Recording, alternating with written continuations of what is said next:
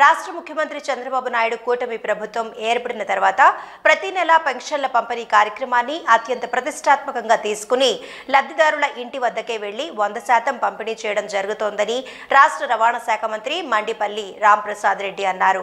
అన్నమయ్య జిల్లా రాయచోటి పట్టణం రాయుడు కాలనీలో ఎన్టీఆర్ భరోసా పెన్షన్ల పంపిణీ కార్యక్రమంలో మంత్రి రాంప్రసాద్ రెడ్డి పాల్గొన్నారు. మంత్రి రాక సందర్భంగా అధికారులు, టీడీపీ నాయకులు, కాలనీ వాసులు మంత్రి రాంప్రసాద్ రెడ్డికి ఘన స్వాగతం పలికారు. ముందుగా మంత్రి రామాలయంలో పూజలు చేసి పెన్షన్ల పంపిణీ కార్యక్రమాన్ని ప్రారంభించారు. మంత్రి రాంప్రసాద్ రెడ్డి ఇంటింటికి వెళ్లి పెన్షన్ నగదును లబ్ధిదారులకు అందజేశారు. అనంతరం ఆయన మీడియాతో మాట్లాడుతూ తమ ప్రభుత్వంలో కుల, మత పార్టీలకు అతీతంగా ప్రభుత్వ పథకాలను సమర్థవంతంగా అర్హులకు అందజేయడం జరుగుతుందన్నారు. గతంలో పెన్షన్దారులు 1వ తేదీ పెన్షన్ తీసుకోకపోతే ఆ పెన్షన్ కౌన్సిల్ చేసేవారని, నేడు ప్రభుత్వం 2-3 నెలలైనా లబ్ధిదారులకు పెన్షన్ మొత్తం కలిపి లబ్ధిదారులకు ఇవ్వడం జరుగుతుందన్నారు. రాయచోటి పట్టణంలో పెన్షన్లో భాగంగా దేశంలోని ఏ రాష్ట్రంలో కూడా 1వ తారీఖున జీతాలు పడతాయి, 1వ తారీఖున పెన్షన్లు వస్తే చంద్రబాబు నాయుడు గారి నాయకత్వంలో ఎప్పుడు ఎక్కడా లేని విధంగా 30వ తారీఖునే పొద్దున్నే 6 గంటల నుంచే పెన్షన్లు ఇవ్వడం జరుగుతూ ఉంది.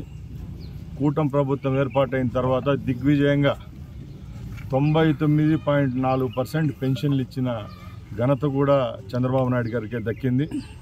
ముఖ్యంగా పేదవాడి కోసం పనిచేస్తున్న ప్రభుత్వం సంక్షేమము, అభివృద్ధి 2 కళ్ళుగా చూస్తూ ఒక పక్కల సంక్షేమ కార్యక్రమాలు ఇస్తూ రెండో పక్కల అభివృద్ధి కూడా ఏ విధంగా చేస్తే ఈ రాష్ట్రం 20 సంవత్సరాలు ముందుకెళ్తుందో ఆ విధంగా ఈ 5 సంవత్సరాలు చేసేదానికి మా ప్రభుత్వం అలాగే మా ముఖ్యమంత్రి గారు కార్యాచరణ రూపకల్పన చేయడం జరుగుతూ ఉంది.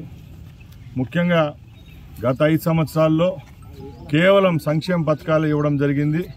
అవి కూడా ఏదో ఒక పార్టీ వారికే దక్కేటివి.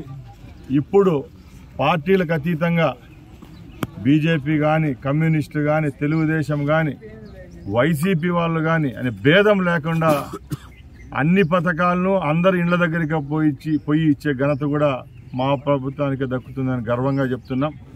ముఖ్యంగా మన రాయచోటి విషయానికి వస్తే గత 3 సంవత్సరాల ముందు జిల్లా కేంద్రంగా రాయచోటిని ప్రకటించడం జరిగింది. ఆ తర్వాత రాయచోటిలో ఎక్కడా ఏ విధమైన అభివృద్ధి జరగలేదు.